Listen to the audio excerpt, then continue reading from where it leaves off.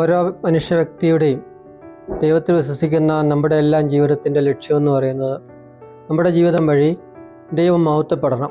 ദൈവം മഹത്വപ്പെടുക എന്ന് പറയുന്നത് ദൈവത്തിൻ്റെ ഹിതം നിറവേറ്റുമ്പോഴാണ് ദൈവമഹത്വം ഉണ്ടാകുന്നത്. ആ ദൈവമഹത്വത്തിൻ്റെ നന്മ എല്ലാവർക്കും ലഭിക്കുന്നുണ്ട്. ദൈവത്തെ നമ്മൾ മഹത്വപ്പെടുത്തുമ്പോൾ ദൈവത്തിൻ്റെ ഹിതം നിറവേറ്റുന്നു. അപ്പോൾ അതിൻ്റെ ഫലം എല്ലാ മനുഷ്യർക്കും, പ്രകൃതിയിലെ സർവ്വസൃഷ്ടജാലങ്ങൾക്കും എല്ലാം അത് ലഭിക്കുന്നുണ്ട്. അതാണ് ഈ ദൈവത്തിൻ്റെ നാമം മഹത്വപ്പെടുമ്പോൾ ഉണ്ടാകുന്ന നന്മ എന്ന് പറയുന്നത്. അങ്ങനെയാണ് മനുഷ്യന് നന്മ കൈവരിക്കാനായിട്ട് സാധിക്കുന്നത്.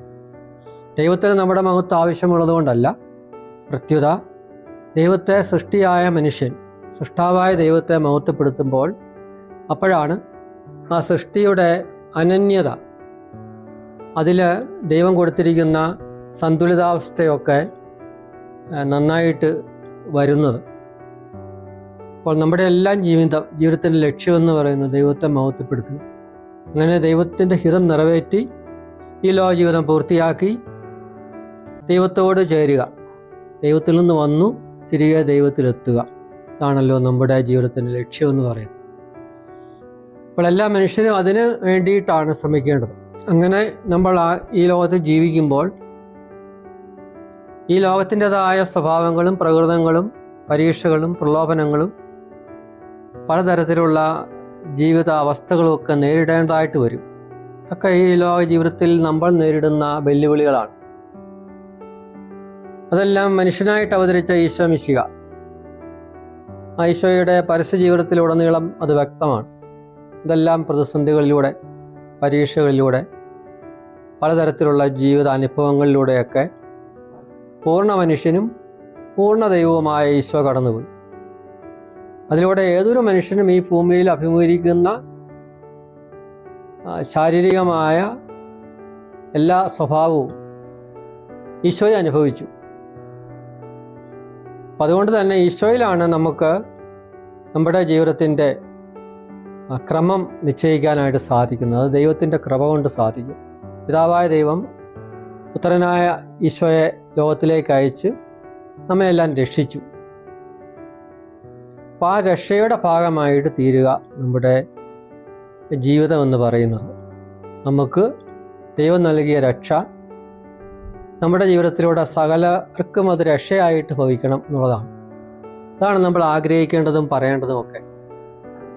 സുവിശേഷം എന്ന് പറയുന്നത് അതാണല്ലോ. എല്ലാവർക്കും രക്ഷ, ദൈവം നൽകുന്ന രക്ഷ അനുഭവിക്കാനായിട്ട് ഇടയാകുന്ന ഒരു ക്രമം.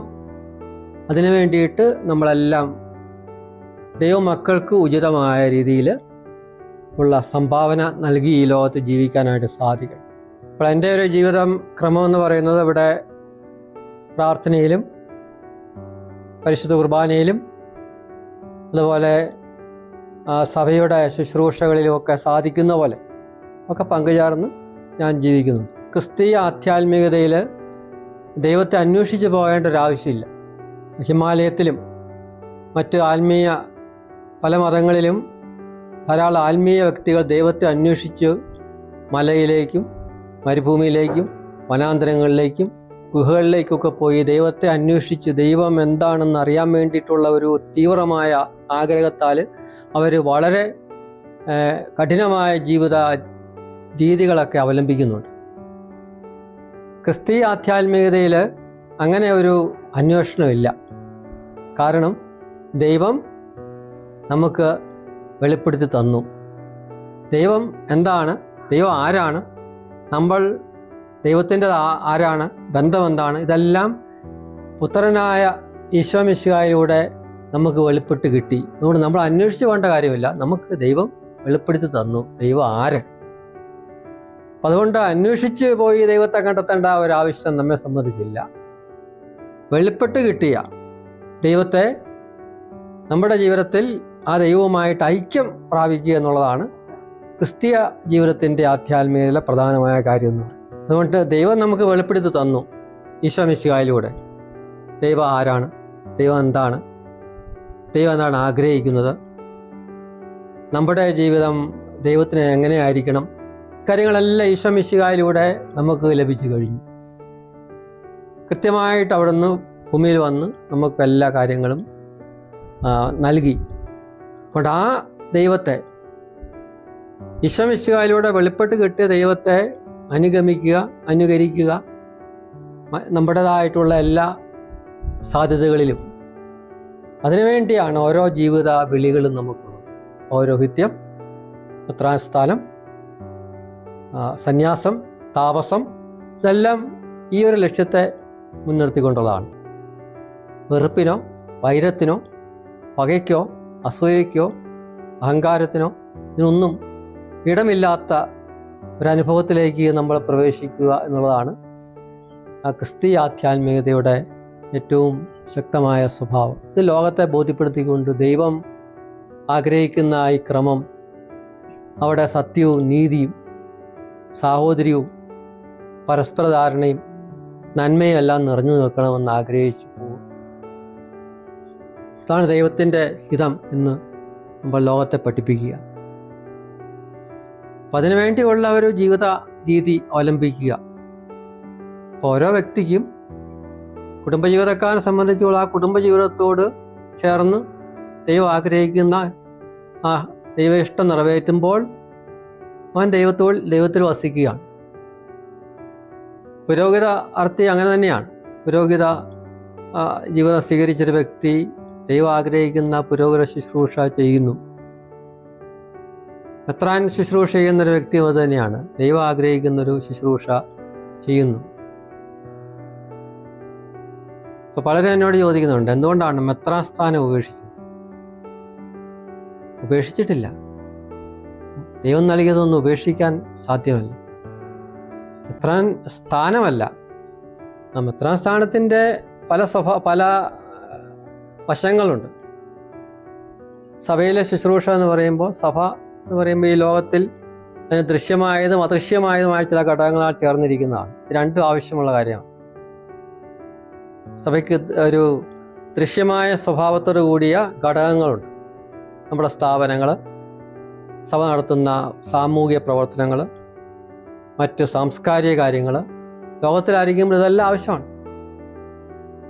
ഇങ്ങനെയുള്ള ധാരാളം സ്ഥാപനങ്ങളിലൂടെ സഭ ഈശോയെ ലോകത്തിന് നൽകുന്നുണ്ട്.